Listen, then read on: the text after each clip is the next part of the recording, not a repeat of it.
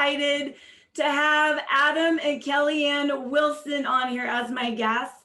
I just want to say thank you for saying yes. And for those of you who don't know them, and for those of you who do know them, so they just moved out to Texas. They're on this farm of 15 acres and they have very limited Wi-Fi and cell service.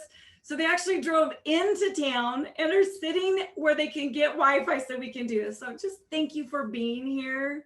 Absolutely. I just appreciate you. When I say we go back so far, so Adam has been in the financial lending industry. In fact, you're working on getting us a home loan for our house. And you took Eric and Ethan duck hunting when Ethan was 9. We were just talking about that. Hunter and Ethan were the same age. And that was, 13 years ago? That's crazy. It's been that long. Yeah. And then we go stay at your house at one time and there's all these kids. So when I say you have 6 kids, I mean, there's like this brood. You can almost have a baseball team. It's true.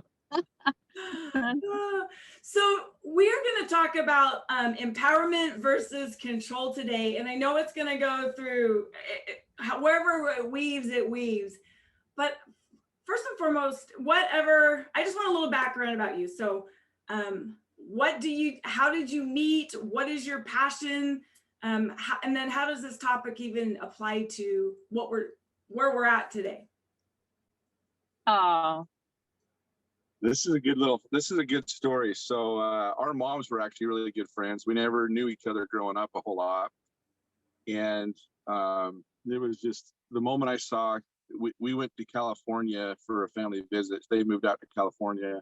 I was like 13, 14 years old. And Kelly's a couple years younger than I. And as soon as I saw Kelly in California when our families were visiting, my heart literally fluttered. I never even felt those feelings before. And then a couple, 3 years later, they moved back from California, and I came home from football practice at my senior year. I was 17-ish, and come walking in, and we had a family barbecue that I didn't know about, and Kelly was sitting there on our kitchen countertop, and I was just like, "Who is that?" And literally from that night on, it's just we've been connected at the hip, and she's my soulmate. Yep, same. So did you want 6 kids? I did not think we would have 6 kids. I thought we would max out at 4, but God has a really good way of blessing us more than we realize we need. Right? And yeah. And we would not change it for anything. In fact, by the time we got to 6, I had some really bad struggles, and I thought this had to happen so that I didn't keep going, because by the time I got to 6, I was ready to collect 12. Like they were just they were just so amazing. So no, we didn't plan on 6, but 6 was definitely for us. Well, and I hear that the more you have, like it's easier. Like you just want to keep going. I remember there was a couple that actually my daughter played softball with, and they had 9, and they kept talking. No, we do want more. Like once you have 2, it's like, no, I think we're done. Right? Yeah. So talk about why the topic of empowerment versus control is important to you, and like what does it even mean? Yeah, you went ahead. This is a really huge one for me as a mom, because I love for my children to have buy-in, our children to have buy-in and to have an opinion and to have to feel importance in every subject. So I would say the very most recent big example of this is the move to Texas. And when Adam and I felt that this was something we were supposed to do, we had just prayed about it and counseled about it. And, there could have been the approach, which would be a control approach of saying, this is what we feel to do, and this is what we're doing.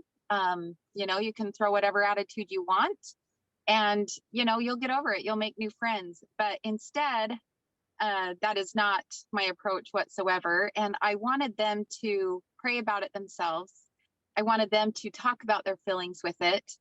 And I wanted them to share their experiences. And when I was struggling with such a big decision, their opportunity to counsel with us as a family rather than be controlled and just, this is what we're doing, they were the ones who actually strengthened me in the process. They started having experiences. They started coming home from school and saying, Mom, listen to what happened.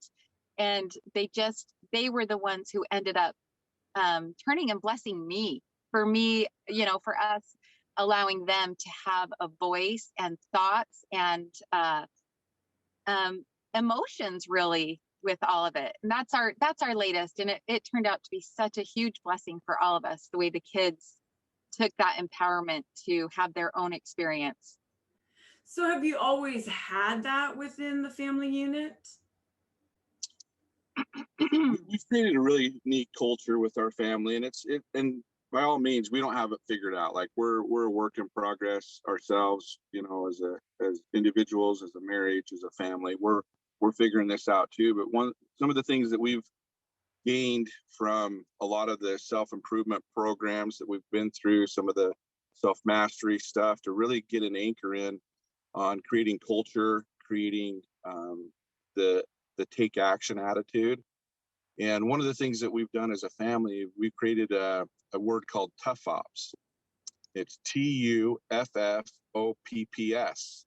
tough ops. And it's the coolest thing that we've developed. When did we develop that? After leadership too. After leadership Because too. you have to create like a team. This is word. 09.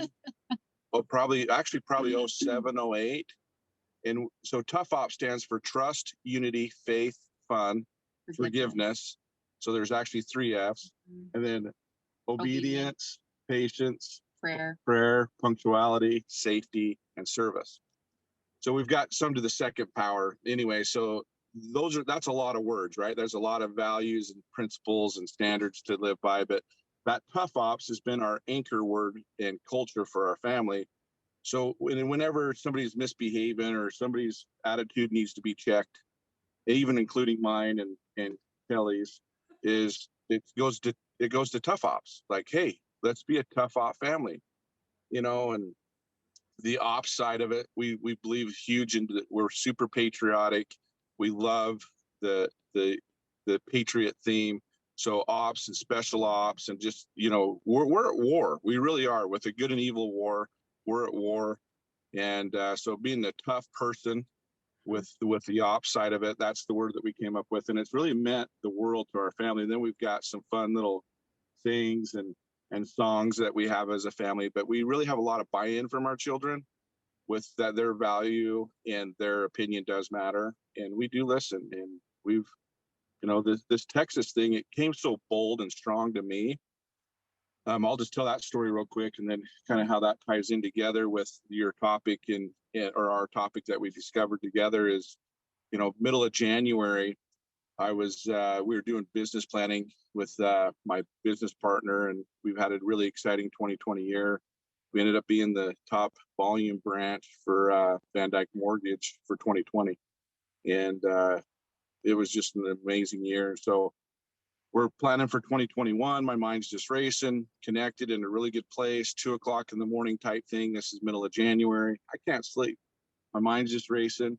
I'm going down different protocols with our team and best and high use of this and that, and then different resources. And then all of a sudden, out of left field, I get the impression to sell our home in Utah. And it was such a powerful experience. And I was just like, my goodness, that's not where I was going. Mm-hmm. And then I just said, you know what? I surrender. Heaven, where do you want us? Where could the Wilson family be blessed and also be an asset for you? And I just started naming states. I was like, Idaho, no. Somewhere else in Utah. And I'm like, no. And I'm getting strong answers like, it's rarely that this happens. And sorry, I'm so emotional, but it's been crazy. So I go Idaho, somewhere else in Utah. Then I go Montana. And I said Montana like 3 times because I love Montana. Hunter, Mr. Hunter here. And I was like Colorado. And then I get to like Wyoming and New Mexico. And then I say Arizona. And I'm like, maybe I'm literally up in the night. And I start doubting this whole connection and process. And then as soon as I said Texas, like it was just one of the most overwhelming lightning bolts and strong impressions ever. And then I was like, okay, north or south? Texas is big, right? Everything's bigger in Texas. And north or south? North. East or west? East. Like it was just coming that strong. I literally pull up my phone and look at Texas. We do loans in 17 states, and we've done lending in Texas, but I don't know Texas too well, and literally know no one in Texas really, except for a few people. And so I'm pulling up my phone in Texas, and it's above or below Highway 30. And then I felt like this sense of humor from heaven go, I've told you enough. I'm just like, this is awesome. Northeast Texas it is, game on. And then I realized after that experience, how am I going to tell Kellianne? Like this is not something that I was even going down this path. How am I going to share this with Kellianne? Because Kellianne moved to California when she was 9 and moved back when she was 15. And we promised each other we'd never uproot the kids. We wanted stability. We wanted, just to be a solid community figure and helping. And so the next night, I'm like, babe, I'm not saying we're doing this. I didn't even go down this path. I love our home. I love everything. Like we literally just got our home updated and our yard, and everything was just stable and secure and comfortable and nice all the way across the board with a lot of things. And so that was part of it, right? But I was just like, babe, like heaven's not going to tell me one thing and you a different. So I want you to petition and just ask heaven, because this is crazy. And it was the heaviest wrestle I've ever seen Kellianne go through for 2 weeks. It was not with pain and suffering, not with different things, but with just that heavy wrestle of like, is this right? And just like she said, as we counseled with the kids about a week later that we started what we experienced, and we included the kids on it too, the kids started becoming layers of those answers for Kelly. Small and big answers started coming to Kelly that way as well. And I mean, it was just amazing. Like the moment Kelly goes, okay, let's go. Let's start looking at houses. We get on the plane to fly here to look at this home that we're now in. And her best friend is on the plane, and we sit right next to her. Like out of all the people on the planet, heaven puts Casey, Kelly's best friend from high school, forever. And they've had some serious roller coasters because he's in the oil business, about having to uproot and the financial distress and challenges that they've had in their life, to be able to help answer some of the heavy questions there too. Like I could just ramble on and on about all the small and big miracles that this of surrendering really did. And that next level of connection happened when I said I surrendered too. And it's just been beautiful. Now we're here. We're 3-4 weeks actually here. We went under contract in early February, 3 weeks to the day that I couldn't sleep. And then we're here now. And, we bought it in March and we're moved in June. And we're here. Like we've taken the action to be here. And it's just absolutely crazy to see all the miracles in between. It's as you're talking, I just flashed into when we started Driven, and I seriously had almost the same thing, but meaning it was a surrender. And I really believe that, as human nature, we want to control things. We need stability. We need to know what's around the corner. Sometimes we like surprises, but a lot of times we like to know. And especially when you have a family, when you have a business, because you're running a team, you're running this branch of 12 people, you've been in your community for, would you say, over 22 years. You're part of a huge nonprofit organization there in Utah. And as soon as what? Wait a second, I didn't hear you right. I didn't feel this right. But there's something and I really believe we all have this dream, we all have this passion, we all have this thing that we're supposed to do. But it takes us to get to the place of surrender, because our plan A is never where we go. Like it's not like we have this beautiful plan set aside, and it's like, God, he has something different for us. And that is such a beautiful analogy, just how we are with him and going, okay, I surrender. What can I do to let go? And as soon as I let go, all these amazing doors open. But it's also how we also approach our businesses, how we approach our families, because we have to learn the lesson first. We have to learn it. Because if we're not walking in that, then we're not authentic. And how would anyone ever, or why would they ever follow us? So, what does the word empowerment mean to you? Well, for me, my first thoughts obviously go to the family and the home because that's my top priority in life. For Adam, he obviously would go into business and the kids and I, but I really just think that it means to consider.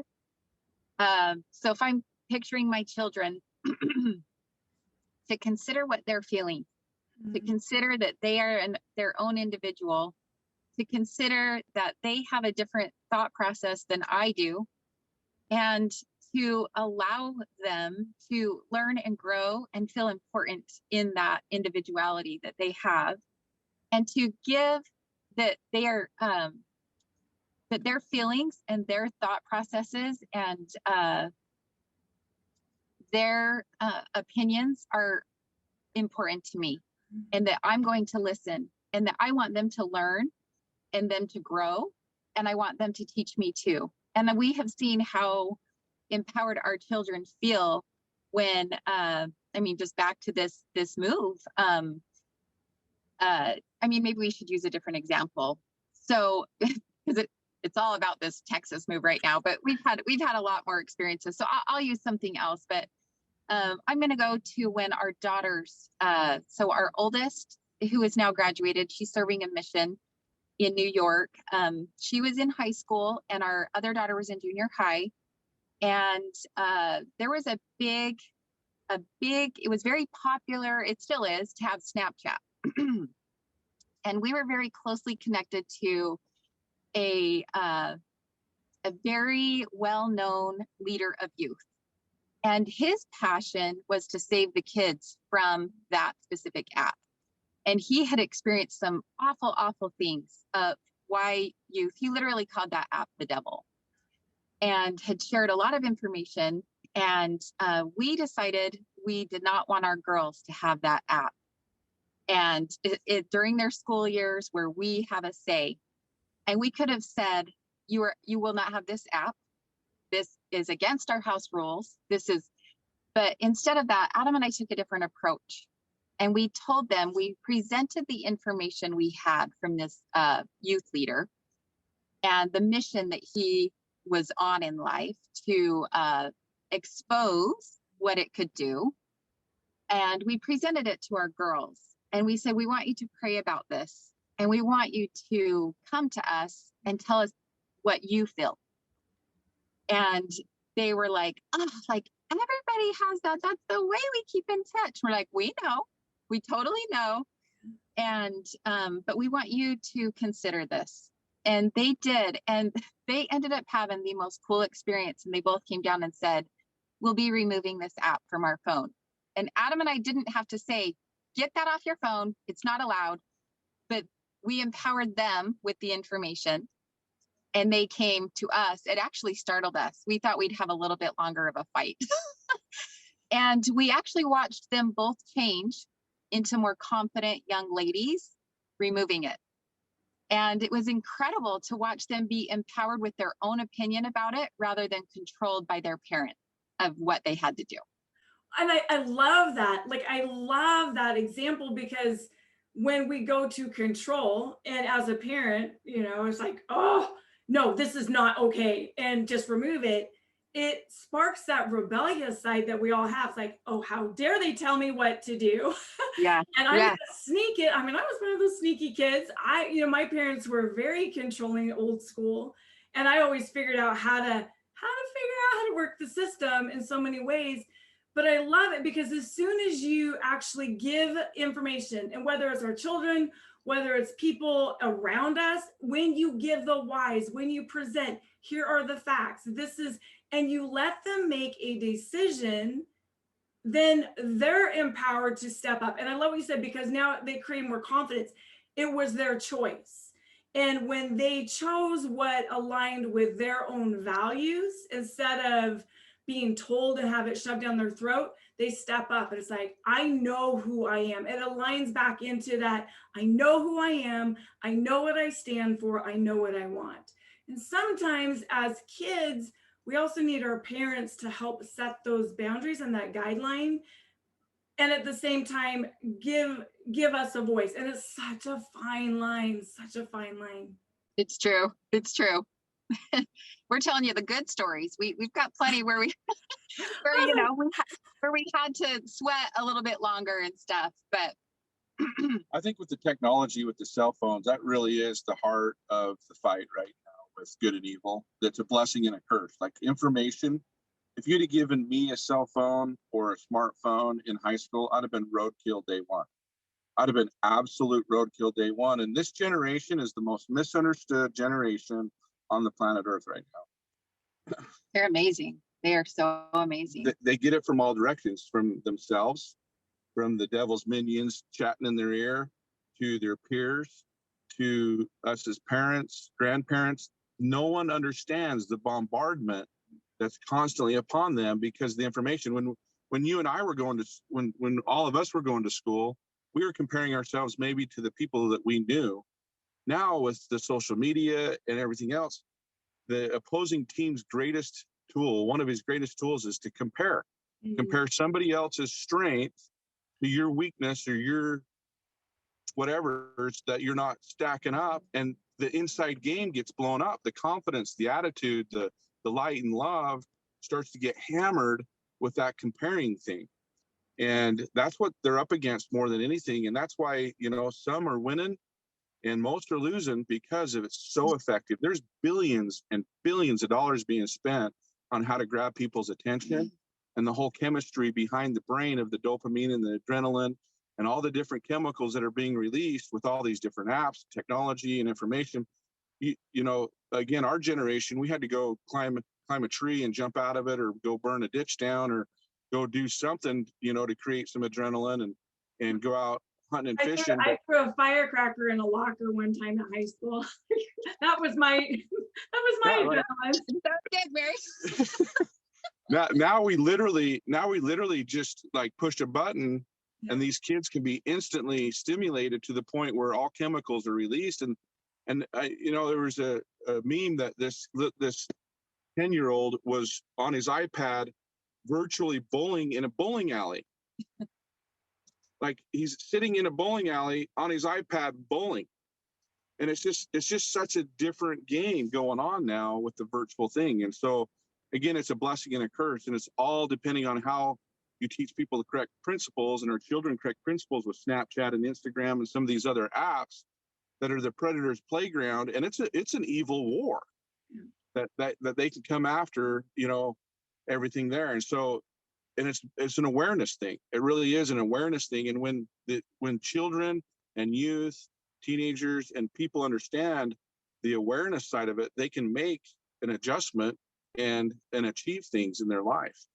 Well, and on that note, I think that information for the youth, we can always take upon ourselves as well. Like speaking of empowerment versus control, like there is so much empowerment that can come from these devices. You can click on YouTube and have a motivational talk from Driven Leadership in a heartbeat, and it can be misused, and the phone can turn to control somebody.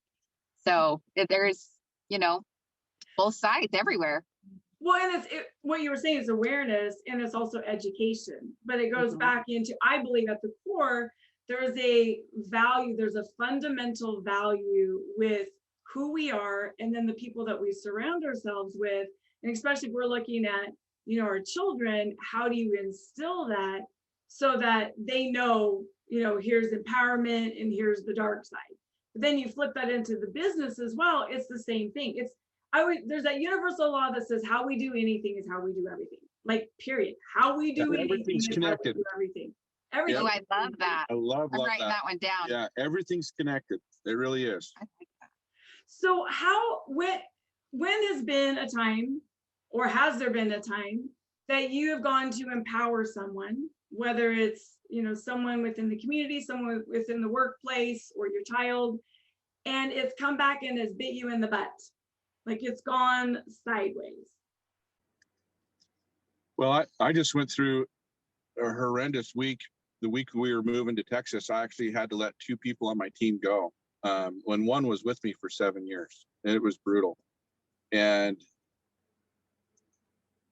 to keep it as simple and respectful as possible, it was just, it broke my heart to see the time, the effort, the love invested in the monies, the resources, the awareness, the trainings, the opportunities that were abundant, and them decide to go to a selfish, and yeah, there's just the inner game got lost inside with the compass from within. And it's just tough. It's tough to see people make choices to where it just doesn't make sense with the team play. And it's just unfortunate. It really is. And it's tough. It's super tough to I had a business partner for 10 years that you guys knew really well. And my heart just aches there too. And it was probably the toughest 2-3 years of my life when that happened. And again, agency, like, we're here to have freedom of choice, and people have their agency and choice to make decisions, and it ripple effects into a lot of things that we get to choose our attitude and confidence with it all. And so, man, it's heavy. It's heavy to see people make choices that really affect other people's lives in a big way. So how do you get back up though? So you have someone you're empowering.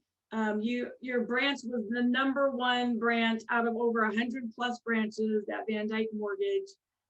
You're just zooming, and then all of a sudden someone goes sideways, and someone goes sideways again. Human nature is to start going back into protecting, right? So we go back and usually into control when we've empowered, when we've given people tools to make their own decisions, and it goes sideways. How do you reset so that you're still creating an empowering environment and still creating that trust? I think it really comes down to the people in your life that you're surrounding yourself with, without a doubt. My business partner and our other teammates lifted me through this heavy trial and challenge, and just heartbreak with a couple of our employees that we had to let go.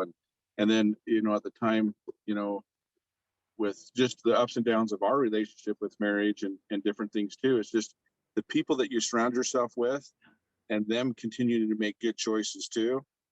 And having a faith in God, quite frankly, that there's more wisdom and knowledge and a beauty about depending and surrendering to a higher power, whatever that higher power looks like, because that power has been around longer than we have and knows more than we know. And if we can plug into that source, that's the multiplier, in my opinion, to be able to withstand any trial or tribulation or challenge or trauma in our lives, is the healing power of God, whatever that higher power looks like for everybody. And having that, are you able to just reset, to shake it off, to have conversation and to continue? Or the human nature side of it is like, oh, I'm not quite sure what just happened. Is it hard for you to let go? Absolutely. And to me, the victim mode or the pity party that I start having within that inner voice, and I still fight that inner battle every day, like everybody. to be able to reset. That's the mastery. That's why we're here, is to, like, how quick can we dust ourselves back off, pick ourselves back up, and see a bigger, lighter, more powerful world, and then do something about it and take action. And I think serving other people has been my antidote to get out of my funky funk, or when I'm in a funk, or when I'm losing the game mentally or in the heart, is to go serve and help other people. Because then I realize pretty quick that, man, I'll take my set of challenges and problems all day, and let's go win. Another thing you can do is, right when something like that happens, pick up and move your whole family halfway across the country, because then your mind is not all on that trial. Kellianne, I love it. Well, or you have someone like you that just goes, Adam, come on, get yourself together. Like, what's going on? Oh, you know what? Sometimes it's let go and let God. Yeah. And all you have to do is take one step at a time. In fact, I was just telling my sweet niece that she was out new on a mission, and I love her like she's my own. And it's hard when you've left a comfortable environment and gotten thrown into a very big responsibility and a new schedule and a new place and new everything. And I messaged her and I just said, all you have to do, this is all you have to do. You have to take the next step.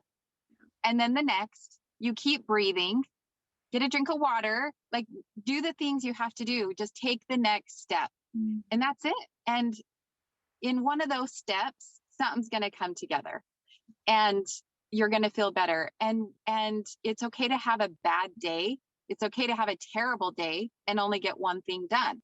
And then you're going to find that you have really good days and you're like conquering the world. You're like, wow, where did all this energy come from? And this is amazing. And you embrace that and absorb as much as you can, because one thing's for sure, another hard day is going to come.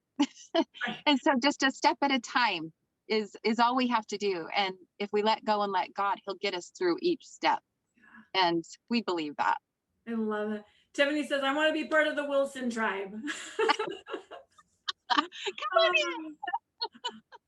Oh. So when we talked a couple of days ago prior setting this up, and I was asking you questions about what this meant, and I know that both of your hearts really are with the youth, with building Utah youth, with developing the community. And Kelly, and I always want to say Kelly. Yeah, that's okay. I know. I go, when did you change her name? I go by both. You were saying that it really came for you, it was all about love. So, and then you shared the quote. So talk a little bit about that. So creating empowerment through love. So I absolutely love the quote, and I strive to live by this every day with our children, with Adam, with anybody I come in contact with. Of course, I'm not perfect and I have bad days too, where I'm like, oh, I should have said hi to that person or whatever. But for the most part, I love the quote that says, nobody's going to remember what you did for them. They're going to remember how you made them feel. And if somebody can feel different after being around me or any one of us, because they felt brighter, they felt lifted, they felt more hope, more love, then we're doing good. I love that quote. Love it. Yeah, I love it so much. That is so true. People will never remember what you said or did. They always remember the emotion and how you made them feel. Yeah, and our children, they've got such delicate hearts. And I think we forget sometimes that they're going through their own things. We expect them to be happy and embrace whatever we've got coming and going. But, we can snap because of the way we feel, and they'll remember that. But if we can like put our arm around them and just tell them how much we care, or listen to what they have to say, even if it's something really silly, they're going to remember how you made them feel. It can be the simplest thing. Yeah. So carrying over into Texas, now that you've been there for a few weeks, has any of the children all of a sudden gone a little backwards, or are they still all bought in? our oldest, she had a night where she cried. She really missed her friends. Yeah.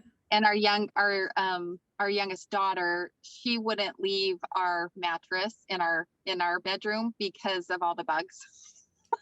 We came to Texas, there was all these bugs, and everybody's helping and should be helping because there's so much to bring in, and she was like frozen on our bed. And instead of getting upset, I went in and I laid by her and I hugged her and I told her that we'd spray the house. And she then expressed how much she was going to miss her little cousin that is like a sister to her, and told her they would be coming to visit. And I just assured her and I listened to her emotion and I made her feel secure. I wanted her to feel loved and feel secure. And after talking with her like that and acknowledging her emotions, she did start coming out of it and left the mattress to come explore. You know, it goes within the change, right? It's the change curve, which is also the grief cycle. So we empower, whether it's, you know, a change within a company, a change within the family, a change within the state. And we come to this fork in the road. We're like, okay, we've made this decision. I have buy-in. I've created this. This is my idea, my opinion. And all of a sudden it's like, whoa, it really happened. Like it really happened. And we go through the ups and downs from excitement to what the heck. We get into the emotion a lot of times of anger and frustration because we know that emotion. So it creates stability to us. And I love what you said, to honor voices. You know, whenever there's a change, to actually honor how people are feeling.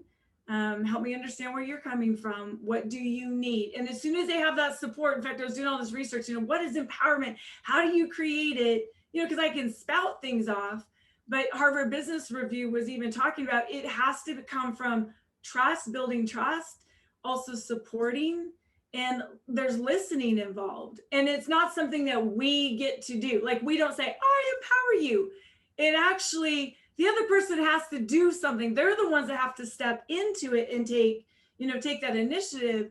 So we do that. And now we're in the cycle of, what did I just do? Like change is hard. You're right, Mary. Yeah. But when you know you got mama and daddy behind you, or you have your leader at work and they're going, I hear you. We're going to get through this together. And it's okay to feel. A lot of times people think, you know, just it's not okay to be where you're at. No, it's okay to feel. It's okay to be where we're at. It's like Adam said earlier, though, dust yourself back up, off and get back up. And as you were saying, Kellianne, you know what? Do something. It's okay. We're gonna have bad days. Yeah. And that's where grace comes in. Grace is so powerful. Yes. Yes. You know, one thing that's really helped, that question that you asked, please help me understand. Mm-hmm. That has probably been one of the greatest questions that I've asked when things go awry with the closing and not meeting the deadline here and there occasionally, or the process took longer than we were anticipating, and now we're chasing our tail a little bit to get things done on time with the demands of financing and the business that we're in now with how crazy, we're up against cash offers. And so we cannot miss a deadline. Like we got to close and faster and quicker and more on time than ever before. And so that please help me understand what happened. Even if you think you know the whole picture, and giving somebody their ability to express where they're coming from, their point of view, the hat that they're wearing, to understand that situation, it has helped me. It has saved me from being a leader so many times versus a manager or being some jerk so many times in my career. Of just help me understand where you're coming from on this. And man, it has saved me so many times. Yeah. And the same thing with our kids, right? Help me understand. Yeah. And truly come from the place. Yes. I really want, it's one thing to say, help me understand, and we still have our point of view and it's all our filters. But if we can drop it and just say, no, teach me, help me, because I don't know what I don't know. I don't see what I don't see. Truly, it has to be a soft, kind question, because you help me understand how you're attracted to that kid. Okay. Like, it definitely has to be like can you help me understand? Like, I'm super confused or this just seems off. Like if it comes from a place of love, it's a very powerful question. So true. Seek to understand, help me understand. So I'm going to open it up to, I know I'm struggling a little bit with, for some reason, Facebook Live has been glitching on my side. So I can't see your questions, but those of you who are on here on the Zoom webinar, if you have questions for Adam or Kellianne, put that in the chat or the question and answer, and we will answer those in the time allowed. While you're pulling up some questions, I just wanted to reiterate a couple things that have really made the biggest difference with our marriage, our family, and business. Is it really comes down to attitude and confidence and focus. And that confidence comes from within the heart and mind. And where we win that is everything's connected, like we were talking before, the spiritual side, the intellectual side, the heart, the mind, the soul, everything's connected. And so everything matters. Our small and big choices matter. And we're either gaining light and confidence, or we're going the other direction. And so that internal confidence is where we're going to win the war and the battles and the game. And it's all connected. And it's so important that we choose to win, and we choose to pass ourselves with the gathering of light and love. How did you start, and why did you start building Utah Youth? The simple question is how powerful would this have been when I was 16, 17, 18 years old instead of 33 years old when I went through, or other people that are 40, 50, or 60 years old going through Leadership Breakthrough 1. And it was a defining moment in my life. And I'd always been working with teens. I'm just a big teen myself. I can relate. I can relate to the youth, trust me. And it was just so driven in my heart to help that window of life. It's the most difficult window in life, that 16, 17 to 25 years old. Are you kidding me? Like, it is just crazy. All the variables and levels with it and layers with it. And so, just to equip people with the right principles, tools, abilities to go win the inner game. And that training that, I met you and Eric with, and had the opportunity to be down there on team with you guys as the facilitators. It was such a blessing in my life. And Mary, I just want to give you a plug. Your Someday Is Now journal has changed our lives. Like, it is such a beautiful 90-day journal, and the questions that you ask to set it up for the week and for the month and for the 90 days, and then the daily gratitude, the daily questions there to check in and reflect. It's a beautiful thing. So if no one knows about that, like, you need to go get that. Like, that is the most simple and powerful journal system, and ability to do a gratitude list, because gratitude reflects on attitude and focus. It's empowering. I think I see it on your shelf behind you. Yeah. Oh, yeah, there's a whole bunch of them. I'm actually getting ready to publish my second one called Level Up. And I just, thank you. Thank you. I love just setting the day up and teaching people. It's so important to understand what to be grateful for, right? Who am I? And if we can do anything to give tools to people to go, what do I? Because a lot of times we don't have tools. We don't go back into, we don't know what we don't know. And it's, building Utah Youth, and it's doing things like this, that it's like, wow, here's something I didn't know. Here's another avenue that I can step in. One of the greatest blessings in my life outside the family and the gospel of Christ is building Utah Youth and empowering teens and giving them the opportunity to step up and go through a 2.5-day leadership training, and that inner light click on and the confidence levels kick up to go, I can do this. I can be the best version of myself. It's priceless. It's magical. I could tell story after story after story of all the youth and teens. And we've sent over 1,100 teens through now over the last 11, 12 years. It's been one of the most beautiful things ever. And our oldest two have been through. Hunter was 8 years old when we created Building Utah Youth with the local Northern Utah communities. I was just part of the creation of it. It was just timing. It was just awesome with everybody. Northern Utah is just absolutely amazing with the people and giving back to the community. So I could talk about that for hours. Like, that is just game on to me. Well, you come alive, like the spark. I know, you have the work side because you're passionate about what you do, but at the end of the day, your true gift, your true calling, your true passion, both of you, is how do we empower these youth to rise up and be better, be the role models, be the leaders of our, not just tomorrow, some of them are leaders for today. So Amen. are you going to be starting something like that in Texas? Absolutely. We'll get our roots here planted for a second and create a little bit of stability, and then we're going to get after that with another charter of that. Love to plug you and Eric in on that too. Oh, thank you. So I was asked to actually do some random questions. It could be with this topic, it could be completely off the topic. But what if to feel, says, I feel like a kid again when so you feel like a kid again when I'm searching for seashells on the beach. Oh, When I feel that tug on the line, fishing. the fish, right? So when you were a child, were you empowered? I would say,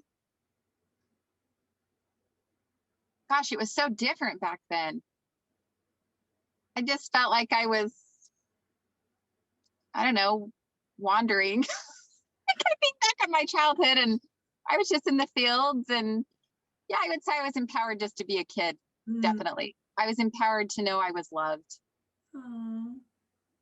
Yeah, my grandpa empowered me a lot. He taught me when I was young to drive, to hunt, to fish, to love the outdoors. He retired when he was 55 and I was around 10 years old, and he had a cabin in the UNS. And so I'd go spend 3 months the whole summer up there with grandma and grandpa, and felt really empowered and loved and connected there in a really unique way. It was beautiful. So I almost think when I think of empowered now, it's broader than how I think of it now. Like if I think of it on broader terms, I look back and just in the simplicity of life, I was definitely empowered. Now I think of empowered as this whole more beautiful, bigger thing than I realized it was. But yeah, being empowered can be a very simple thing. So I think we both had some great empowerment experiences.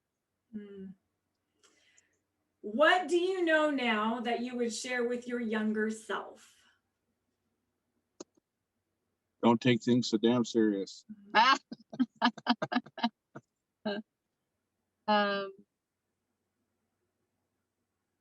Everything's going to be okay.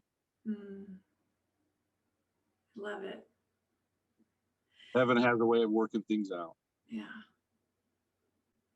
Well, and you're living that right now. Don't take everything so serious. Everything's going to be okay. So that's whatever happens now that you're in Texas, that's your 2 words. That's your 2 mantras to tell each other. Oh, I love that. Thank you, Mary. Oh, thank you. Yeah, it's true. You're right.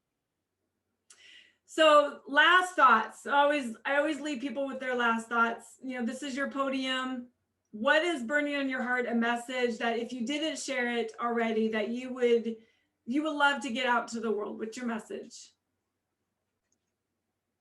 I think my biggest message would be that everything comes down to love. We talked about that word earlier. And if everybody can just know, ultimately, when all is said, like there's a lot of ways to love right here on earth, but if everybody can just know that Jesus loves them, that right there is the most empowering thing ever, because there's nothing at all, there's no ear within our reach that has done anything that can separate us from that love. And knowing that, because we all are humans and we all feel weak, but knowing that he loves us and he's like still rooting for us, even when we feel like we suck some days, is so empowering, because it's just that grace for a fresh start every single morning, all mornings. And I think that if we just remember that is the ultimate central strength right there. And then if we can take that to the next step and make sure everybody else feels that love, we don't have to say it, Like, our daughter who's on her mission, she is so cute, and she will just be like, Jesus loves you. Make sure you know that Jesus loves. She'll tell everybody that. And, we don't have to say that, but just those wonderful experiences, quick interactions with a stranger, uh, even a little interaction with our children. If they know they're loved, they'll feel a piece of his love. And I think that's my core. I told you she's the heart. She is the heart. Woo! Oh, absolutely. Love and responsibility. Take responsibility. We are creators. We have the opportunity to create, and we're co-creators with God. And if you want something to change your life, it starts with you, and it's the inner game. And when you win the inner game, it'll manifest itself on the out. And it's all about winning in your heart, your mind, and your soul. And you're co-creators with God, and he's amazing. And he will create more than you'd ever expect on your own when you surrender. Wow. I love you. Like, I love your heart. I love both of your hearts, and I love your realness. Adam, you're sharing just now, it's like it took me all the way back years where it just pours. Kelly's got this like fire, and then here's this big guy that all of a sudden is just like this. The heart, the fire is there, and both of you, what you are doing, the courage to step into this new life and to know that you are called to do something. You're meant to be where you're at, because where you were, you grew out of that pond. You were stuck in a pond that you couldn't grow anymore. And to get into a bigger pond is going to create so many more opportunities and lives that you get to touch. And if anyone is on here and they want to connect with Adam and Kellianne, if you want to get involved to figure out how to get involved with Building Utah Youth, or it might be now Building Texas Youth. For those of you who are on the webinar, I put a feedback form on there. Those of you who see this on Facebook Live, reach out to me and I'll connect you. And I want to say thank you for being who you are, just for giving hope, because I'm like listening to the two of you and I'm like, oh my gosh, this message is so important. Like, it's so important. Empowerment versus control. To give love, to listen, to ask questions, to really seek to understand, to give grace. When we fall down, figure out how to get back up and just do that one thing. And we all make mistakes. We're not perfect. But when we come together with love, when we give love, and I loved even what you said earlier, Adam, when you feel stuck, you keep serving. And that's truly, you can never outgive the giver, right? You can never outgive. And the more we give, the more it comes back. And I just, again, want to say thank you from the bottom of my heart for being on here. And thank you for sharing your hearts. Tiffany says, love the way Adam looks at Kelly when she speaks. That is respect and true adoration. Absolutely. Oh, thank you. Thank you. Mary, thank you. Oh, I'm honored. We love you and Eric so much. And I was sharing this with Cal. I shared a few things with the respect and love that I have for you too, Mary. And you're a champion of all champions. And I mean it. And we have a connection with you guys that it doesn't matter how long it's been since we've talked. It's just that good connection. And thank you for paying the price that you and Eric have paid to do what you do to change and help people's lives with understanding that battle from within. And it all is the game. I love the quote, the greatest battle in life is fought in the silent chambers of oneself. Yeah. And when you equip yourself with the right mental horsepower, like you and Eric are training and teaching and passionate for, with driven leadership, it shows. And it's not an easy path to help people invest in themselves and create awareness of how important it is. And I just take my hat off to you and Eric for doing what you do and fighting the health challenges that you've fought, and getting up every day and making it happen. You're an amazing champion and a warrior, and we love you. Thank you.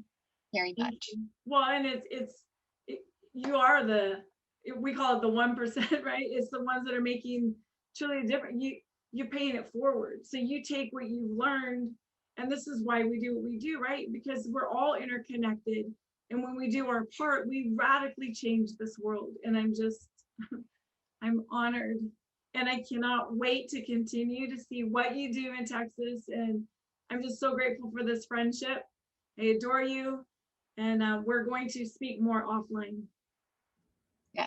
Thanks, Mary. Thanks, everybody. Love you guys. Thank you for being on here. And next week, because of the 4th of July, we're taking the week off. The following week, we will actually have Karen DeRosa on here. So she will be sharing her story. Freedom!